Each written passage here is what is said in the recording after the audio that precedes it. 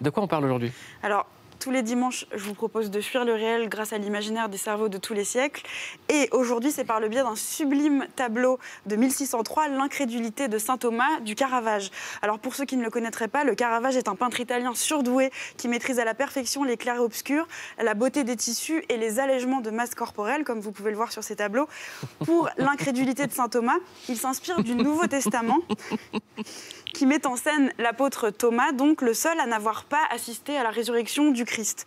Donc imaginez que l'un de vos amis défunts revienne d'entre les morts et vous dise « mais c'est moi, voyons », malgré l'aspect séduisant de la déclaration, vous pourriez douter. Donc comprenez donc le doute de Thomas face à ce type en toge qui lui affirme être Jésus.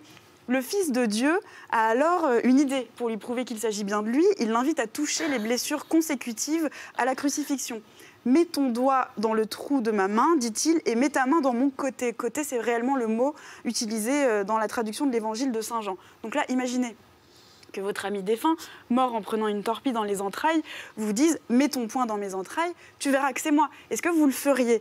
Parce que dans la Bible, saint Thomas esquive l'invitation et garde les mains propres en proclamant sa foi. « Mon Seigneur et mon Dieu », s'exclame-t-il à l'adresse du ressuscité. Il a reconnu Jésus sans avoir besoin de le toucher. Alors que dans la version du Caravage, sur le tableau, il enfonce son index dans la plaie sans aucun problème. Et en plus, il a convié des camarades à la fête. Et tandis que tout le monde se rince l'œil sur cette intromission charnelle, Jésus encourage le geste en appuyant sa main sur le bras de Thomas. Si vous vous posez la question, voici ce que font les hommes quand on les laisse dans l'obscurité. Ce tableau, d'une extrême beauté et singularité, donne... Mais c'est magnifique, et ça donne presque à voir. On a l'impression d'assister à quelque chose de presque obscène, étymologiquement, ce qu'on ne peut pas montrer. Et tout ce qui s'y déroule ne semble pas très catholique, alors que ça ne saurait l'être plus, finalement. Toucher le corps du Christ, c'est du domaine de l'inconcevable, et le Caravage a l'audace de le figurer. Si on revient à la version du Nouveau Testament, il y a dans la notion de foi sans preuve matérielle, une idée magnifique, puisqu'il y a l'idée de croire au sacré, à la poésie, à ce qui n'est pas prouvé, c'est-à-dire de transcender, rendre nobles des éléments sans les analyser, les décortiquer ou les abîmer. Une chose de plus en plus difficile à une époque désenchantée où la méfiance est reine. Retrouvez la suite de ce slam sur mon compte Twitter, @investerslam.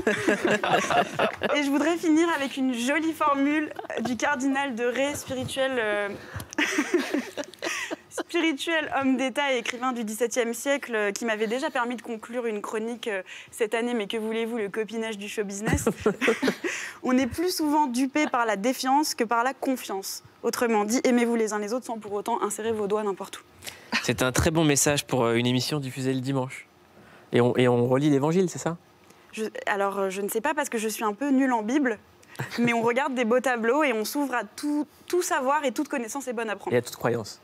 Toute croyance, évidemment, et l'amour est universel. J'essaie de la faire slammer, en fait. J'essaie de la faire slammer. Nous sommes tous. Très bien. Merci. Merci beaucoup, Eva.